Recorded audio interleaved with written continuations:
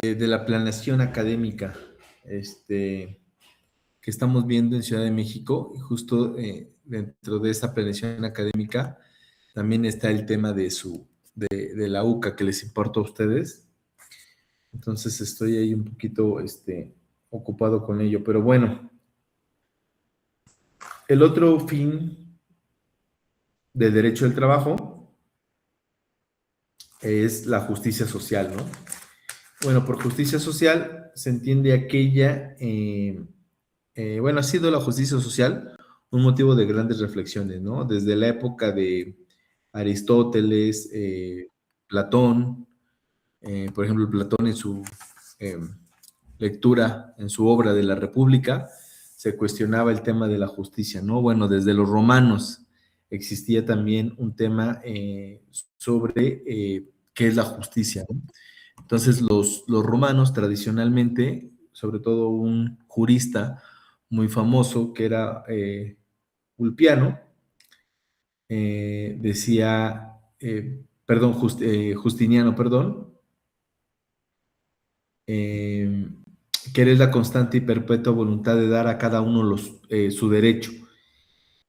Y Ulpiano lo definía como, la justicia la definía como dar a cada uno lo suyo. En ese sentido, chicos, pues desde las épocas de las primeras civilizaciones trató de encontrar o definir la justicia, qué es la justicia, y bueno, la justicia social no es otra cosa que tratar de equilibrar la balanza de desigualdad que es natural en los seres humanos, ¿no? Entonces, eh, como conclusión, ¿cuáles son los dos fines del derecho del trabajo? El equilibrio de los factores de producción y la justicia social. De allí vamos a pasar, chicos, eh, de forma muy rápida, eh, con las características del derecho del trabajo. Como ya lo vimos, el derecho del trabajo se ubica dentro de la rama del derecho social, tratándose de derecho o desde una óptica eh, enfocada en un binomio, sería el derecho público y privado, entraría dentro del derecho público, ¿no? Eh, Como ya les había dicho, chicos, el derecho del trabajo tiende a conseguir el equilibrio y la justicia social en las relaciones entre los trabajadores y patrones. Y a su vez trata de otorgar a la clase trabajadora aspectos mínimos o básicos como la dignidad en el trabajo, prerrogativas que atenten a su seguridad, perdón, que no atenten a su seguridad social, eh, y esta normatividad que justo haga esa balanza perfecta entre los trabajadores y los empresarios, ¿no? Mm, bueno, chicos, en ese sentido, por eso es que me gustaría que todos ya tuvieran su bibliografía, porque hay una parte que vamos a ver más adelante. De hecho, bueno, la vamos a empezar a ver ahorita, pero me hubiera gustado dejarles un pequeño resumen de la misma, pero pues ya no quisiera borrarlos de trabajo hasta que no tenga la certeza de que todos ya tienen sus materiales, ¿no? Pero bueno, chicos, entonces, dentro de las características del trabajo, la primera característica del derecho del trabajo es que es un derecho de clase. Que justo el derecho de clase, como se los decía anteriormente, es esta característica que tiene la búsqueda del equilibrio y la justicia social, ¿vale? Eh, Otra de las características que tiene el derecho del trabajo es que forman parte de los que se conocen como garantías sociales. ¿Alguien ha escuchado cuáles son las garantías sociales e individuales?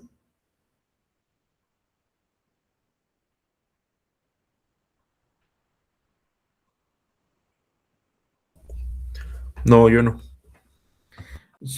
Bueno, cuando en derecho vemos el tema en derecho constitucional, una de las partes más importantes que vamos a aprender son las llamadas garantías individuales y garantías sociales. Estas garantías son prerrogativas que contienen la Constitución, que son las mínimas básicas, eh, que son las famosas garantías sociales que se consagran en la Constitución, que sirven para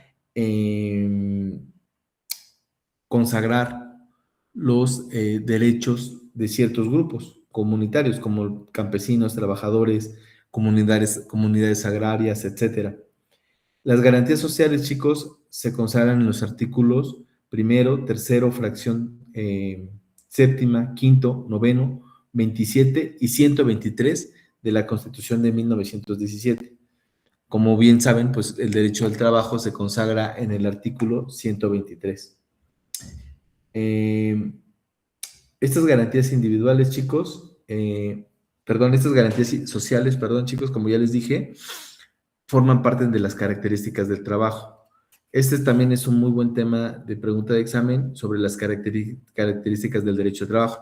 No lo vamos a desarrollar al 100%, pero sí quiero que lo anoten, quienes estén tomando nota, o lo subrayen. La primera característica, que es derechos de clase, como ya se los había dicho. 2, que forma parte de las garantías sociales. 3, se trata de un derecho tutelar y proteccionista de los trabajadores, ya que el autor dice que los principios y reclamos de justicia social que inspiraron al constituyente de 1917 en la promulgación del artículo 123 constitucional serían inciertos sin el pleno reconocimiento de las garantías sociales consagradas en favor de los económicamente débiles, los cuales por su naturaleza social son irrenunciables. Como ya les había dicho, parte del derecho público es que todas las prerrogativas que ahí se establecen son irrenunciables, ¿no? En este sentido, chicos, el autor nos dice que el derecho al trabajo nació ante el requerimiento inaplazable de una vida digna de ser vivida. Luego, su finalidad suprema será necesariamente otorgar a la clase laborante mejores condiciones de trabajo, certidumbre en su empleo, salarios remunerados, jornadas humanas, descansos y vacaciones que permitan, en última instancia, la perfectibilidad del individuo.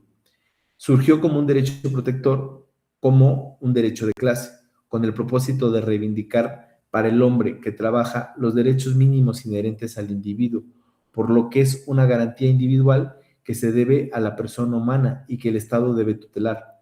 Para cumplir con el cometido de esta garantía se requiere una serie de seguridades en torno al trabajo. Bueno, chicos, en este sentido, creo que ya sería un tanto reiterativo. Creo que ya tenemos las características básicas que atienden al derecho laboral, que son las que les acabo de mencionar. Y además hay otras características que deben incluir. La otra es que es un derecho dinámico. Entonces, esta sería la tercera característica, chicos. La primera es que es de derecho de clase. La segunda que pertenece a las garantías sociales. Perdón, la tercera es que es un derecho tutelar y perfeccionista de los trabajadores. La cuarta, que es un derecho dinámico.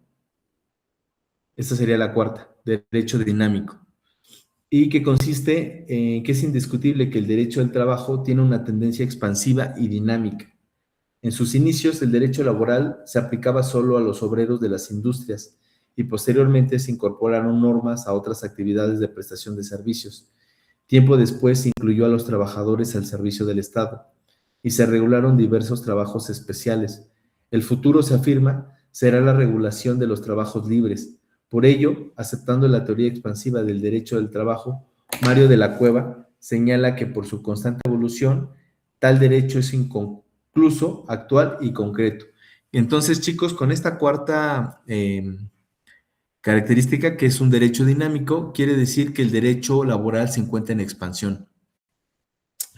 Y justo esta característica me recordó un principio que se llama el principio eh, eh, de progresividad de los derechos humanos. ¿Qué quiere decir el derecho de progresividad? El derecho de progresividad quiere decir que, por ejemplo, los derechos humanos van siendo paulatinamente escalafonados en una superioridad o amplitud de espectro de esos mismos derechos. ¿Qué quiere decir?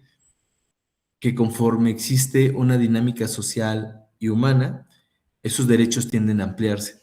Es por ello que el derecho laboral se considera como dinámico. Es decir, que no termina con una legislación, ¿no? Sino que es un derecho progresivo, como los derechos humanos. Bueno, chicos, la otra característica ya se las había mencionado, pero quiero que la noten o la subrayen, que el derecho laboral son derechos irrenunciables. Ya lo habíamos dicho, ¿no?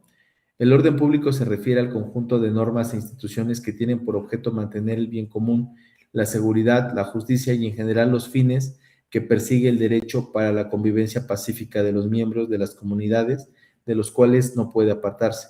Luego, las convenciones particulares no pueden dejar sin efecto las leyes cuya observancia está interesado el orden público. En ese sentido, chicos, pues ya lo habíamos dicho, que la normatividad que sea contraria, en tratándose de derecho laboral, la normatividad que sea contraria a la Ley Federal del Trabajo y a la Constitución será nula, ¿no?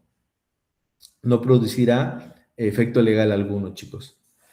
¿Vale? En ese sentido, la exposición de motivos de la ley de 1970 señaló que el orden público equivale a las normas de carácter imperativo, por tanto, inderogables por voluntad de las partes. El artículo 5 de la Ley Federal del Trabajo dispone las disposiciones. Bueno, a ver, me gustaría que alguien leyera el artículo 5 de la Ley Federal del Trabajo, por favor. ¿Alguien puede alzar su mano?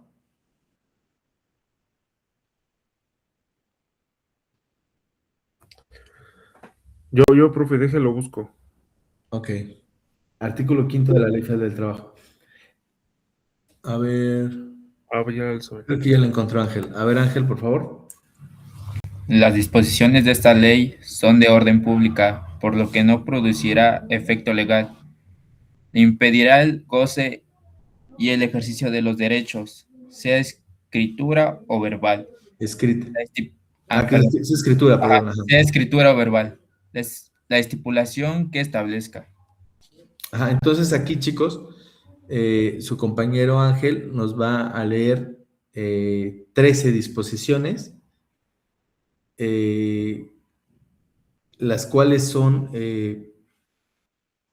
prohibiciones o son prerrogativas que de ninguna forma, aunque se establezcan de manera escrita o verbal, podrán considerarse válidas. Entonces, ¿las puedes leer, por favor, Ángel? Uno.